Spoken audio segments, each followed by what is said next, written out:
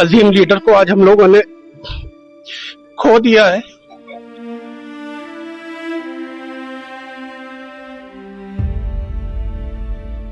देखिए, जो खबर आ रही थी खामनेई साहब के हवाले से, जो खबर आई है वो खबर सही है और एक अजीम लीडर को आज हम लोगों ने खो दिया है। और ये कोई पहला मौका नहीं है जब हमने किसी लीडर को खोया हो, मगर हाँ, हम दुनिया वालों से इतना जरूर कहना चाहेंगे कि इस अजीम लीडर की मौत हम भूले नहीं है। और ये बात हम अपनी नस्लों को ही बतलाएंगे और हमारी नस्लें इस बात को हमेशा याद रखेंगी कि किस तरीके से रोजे की हालत में हमारे अजीम लीडर को धोखा दे करके अमेरिका और इसराइल जलील लोगों ने शहीद किया है। देखिए, मैं तो साफ बात करना चाहूंगा कि मुसलमानों में एक तबका ऐसा है जो इमाम हुसैन अलैहिस्सलाम के रास्ते पे चलता आया है और जिसका हमेशा से ये कहना रहा है कि हम मजलूम की हिमायत में आवाज उठाते रहेंगे। आज खामनेई साहब की शहादत हुई, मगर मैं दुनिया वालों से ये कहना चाहता हूं कि वो इस बात का जवाब दे, खामनेई साहब की शहादत हुई किस लिए? अमेरिका से दुश्मनी क्यों थी? इसराइल से दुश्मनी क्या थी? सिर्फ उनकी दुश्मनी ये थी कि वो मजलूम फिलिस्तीनियों के हक में आवाज उठाते रहे। दुनिया खामोश रही और जो भी ईरान के तरफ और ईरान की तरफ से नहीं बोला है, मैं उनको यही कहूंगा, वो नाम के मुसलमान हो सकते हैं मगर हकीकत में वो सब के सब यजीद के तरफदार हैं।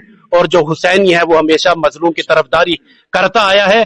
और ये सिलसिला ऐसा नहीं है खामनेई साहब की शहादत के बाद खत्म हो जाएगा।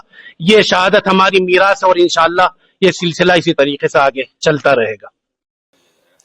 अफसोस, इन्ना लिल्लाहि व इन्ना इलैहि राजिऊन।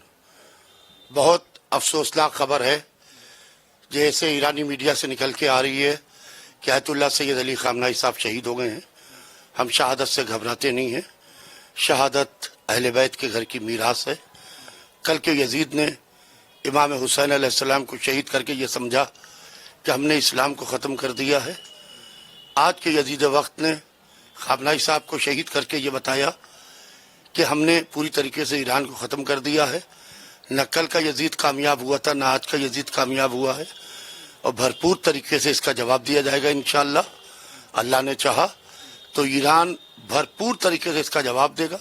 कल खुमैनी साहब थे, रफसंजानी साहब थे, कासिम सुलेमानी साहब थे, खामनेई साहब थे।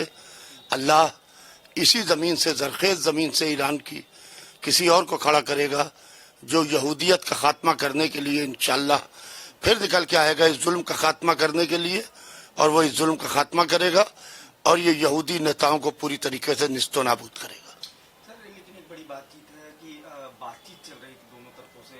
जब इससे पहले जो इजराइल ने हमला किया था उसके बाद अमेरिका ने मध्यस्थता की बात कही थी, बातचीत चल रही थी। अचानक क्या लगता है आपको, ऐसा क्या हुआ कि जो है अचानक से अटैक कर दिया?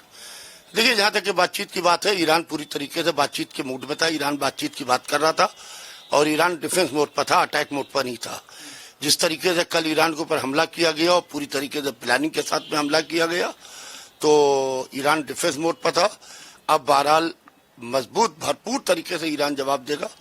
पूरी दुनिया इसके लिए तैयार रहे। अमेरिका और इजराइल ईरान के जवाब के लिए तैयार रहे। बेशक खामनेई साहब नहीं रहे, ये बहुत अफसोसनाक और बहुत ही दिलखराश हम लोगों के लिए तकलीफ दे बात है, मगर ईरान भरपूर तरीके से इंशाअल्लाह जवाब देगा अमेरिका और इजराइल को और उनके ठिकानों को इंशाअल्लाह तबाह बर्बाद करेगा।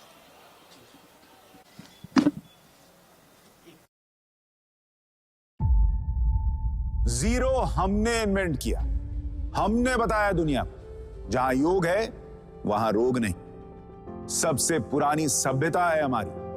गुलामी से तो और देश भी लड़े भाई, पर आजादी के लिए अहिंसा का रास्ता बस हमारा था। अपने पसीने से जमीन सींचता किसान और घर में घुसकर मारने वाले जवान, बस इसी मिट्टी ने जने।